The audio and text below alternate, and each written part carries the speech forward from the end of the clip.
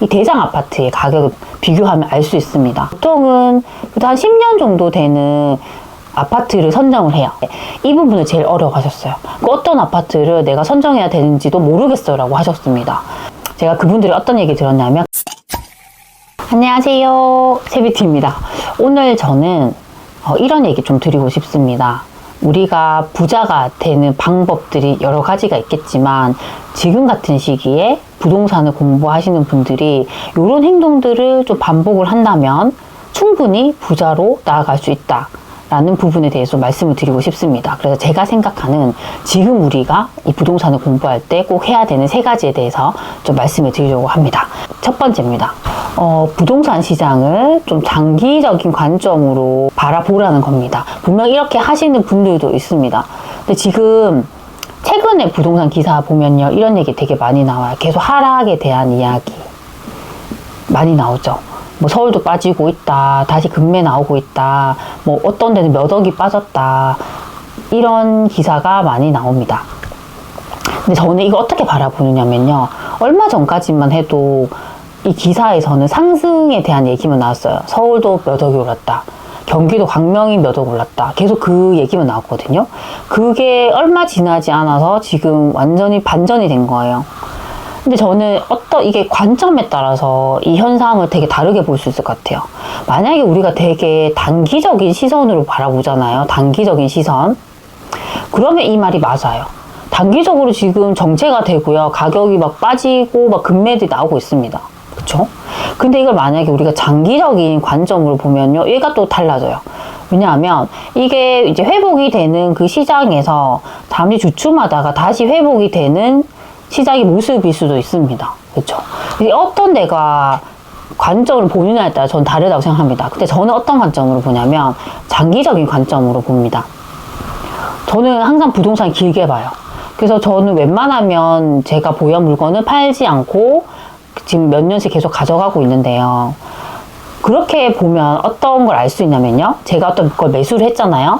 그럼 처음에는 이렇게 막 올라요. 가격이 막 올라요. 그러다가 정체가 또 되다가요, 또 오르다가요, 또 가격이 빠질 때도 있고요. 그러다가 다시 정체됐다가 다시 올라가고, 이걸 반복을 합니다.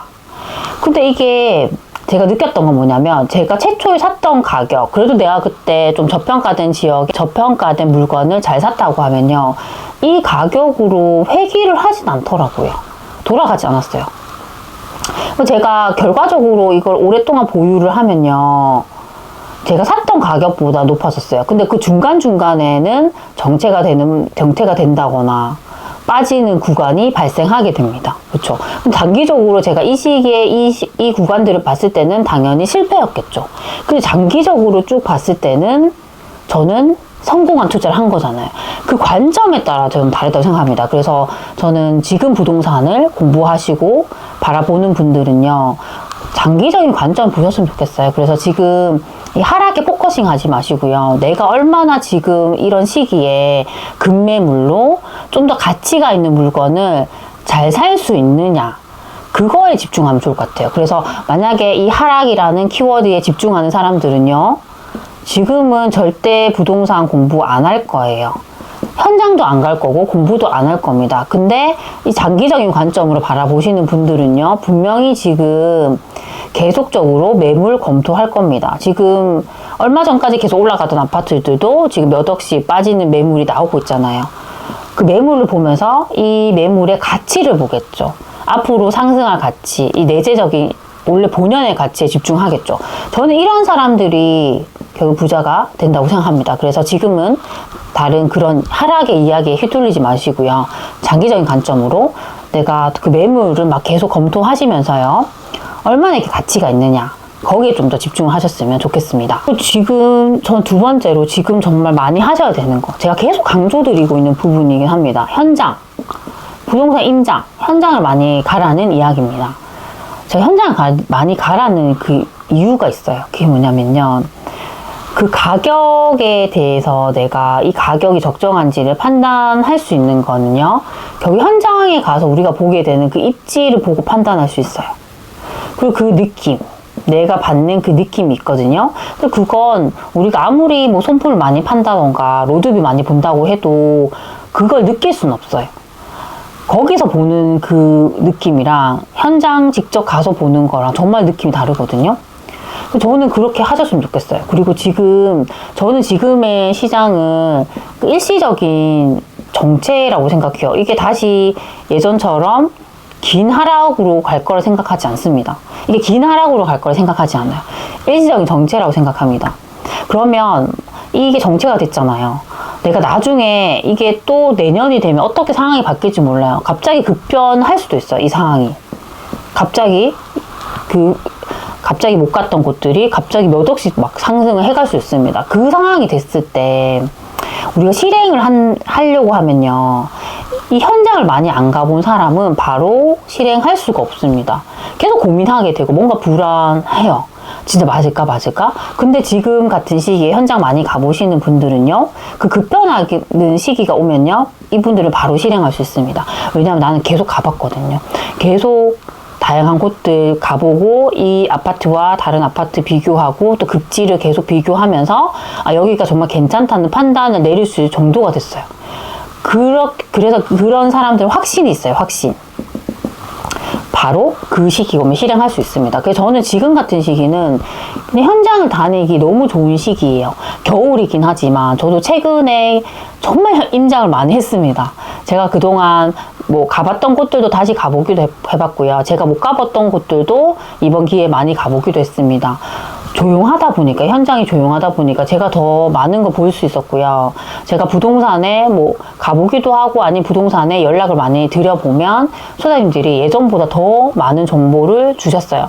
그렇게 지금 바쁘지 않기 때문에 그게 가능하다 생각합니다. 그래서 이런 시기가 또 다시 언제 올지 모를 것 같아요. 지금은 전반적으로 모든 곳이 그런데 나중에 다시 이렇게 회복이 되고 급변되는 시기가 오면 도시마다 차이가 있겠지만 내가 원하는 그런 곳이 막 갑자기 급등하고 있으면 그때는 임장을 가도 소장님이 너무 바빠가지고 얘기를 제대로 못 들을 수 있습니다. 그래서 지금 같은 이 조용한 시기에 누군가는 춥다고 움츠리고 있는 이 시기에 우리가 임장을 많이 가시면요, 분명히 부자가 되는 길로 빨리 들어설 수 있다고 생각합니다. 그리고 제가 세 번째로 좀 말씀드리고 싶은 부분은요, 그 각 도시의 대장 아파트 있잖아요. 이걸 좀 외웠으면 좋겠어요. 저는 제가 최근에 분양권 스터디를 이렇게 진행하고 있는데요. 제가 첫 번째로 어떤 과제를 드렸냐면 그 흐름을 분석하는 과제를 드리면서요, 여기서 가격의 그 저평가를 판단하는 부분을 좀 해보라고 말씀드렸어요. 근데 우리가 가격의 저평가, 그 도시의 지금 가격이 저평가인가 고평가인가를 잘 판단할 수 있는 방법이요, 이 대장 아파트의 가격을 비교하면 알 수 있습니다. 대장 아파트라는 건요, 그냥 그 도시에서 제일 비싼 아파트예요. 근데 보통 우리가 이걸 비교군으로 딱 선정할 때는요, 너무 신축은 그 이전의 기간이 얼마 안 되기 때문에 비교하기가 어렵습니다. 그래서 보통은 한 10년 정도 되는 아파트를 선정을 해요. 그 아파트 중에서 제일 비싼 아파트를 선정하는데 이 부분을 제일 어려워하셨어요. 어떤 아파트를 내가 선정해야 되는지도 모르겠어요 라고 하셨습니다. 저는 제가 그분들이 어떤 얘기 들었냐면 그걸 외우세요 라고 했어요. 내가 웬만하면 그 도시에 대표되는 아파트들 있잖아요. 서울 같은 경우는 저는 서초구에 있는 레미안 퍼스티지, 요 정도 급지되는 아파트로 하시면 좋을 것 같고요. 대전 같은 경우는 유성구에 있는 스마트 시티 2단지, 요 정도면 좋을 것 같아요. 대구 같은 경우에는요, 수성구 범어사동에 있는 범어 SK뷰 같은 애가 비교군으로 좋습니다. 그쵸? 네. 그리고 부산 같은 경우는요, 부산은 이제 트럼프 월드 센텀 같은 애들 또 잡을 수 있습니다. 그쵸? 그래서 이렇게 그냥 어떤 지역에 요 아파트지, 어떤 지역 요 아파트지, 그 대장을 내가 딱딱딱딱 외우고 있으면요, 그냥 바로바로 우리가 비교를 하면 돼요. 그쵸? 만약에 예를 들어서 우리가 서울과 대전을 비교한다 하면요, 확실하게 그래도 서울보다는 대전이 예전보다는 격차가 덜 벌어졌어요. 우리가 이거 어디서 보시냐면요, 아실 같은 사이트에 보면요, 여러 아파트 비교라는 곳이 있습니다. 거기서 이제 이 두 아파트를 비교하는데요. 거기서 포인트는 뭐냐면 예전보다 이 격차가 벌어졌느냐 벌어지지 않느냐 이 말이에요. 근데 만약에 이게 위에 게 서울에 있는 아파트고요, 밑에 게 대전이잖아요. 예전 격차보다 지금 만약에 더 벌어졌으면 확실히 대전이 저평가라는 얘기예요. 그쵸? 이런 식으로 계속 비교를 해보는 거예요. 그래서 저는 이걸 내가 딱딱 잘 하려면 웬만하면 그 대장급 되는 아파트를 우리가 외워보는 게 좋다고 생각해요. 그래서 이거 할 때도 우리가 보통 비싼 아파트 어디서 찾냐면, 만약 아실이라고 하면 아실에서 우리가 순위 분석 같은 데서 보면 돼요. 30평대, 30평대. 보면 되는데, 또 이게 정답은 아닐 수 있어요. 이렇게 플랫폼마다 조금 다를 수 있기 때문에, 아실에서도 보시고요. 아니면 네이버 부동산에서 보면, 우리가 각 지도에서 그 평당가 순으로 우리가 정렬할 수 있어요.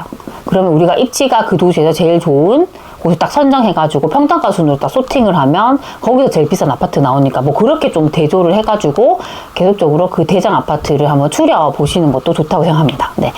그래서 오늘 저는 지금 같은 시기에 우리가 부동산 공부하시는 분들이 어떤 걸 좀 중점적으로 보면 좋은지에 대해서 좀 설명드렸습니다. 제가 정리를 해드리면 첫 번째는요. 그 하락이라는 그 키워드에 집중하지 마시고 조금 더 장기적인 관점에서 부동산을 바라보시면서 가치가 있는 물건을 찾아보셨으면 좋겠다는 부분이었고요.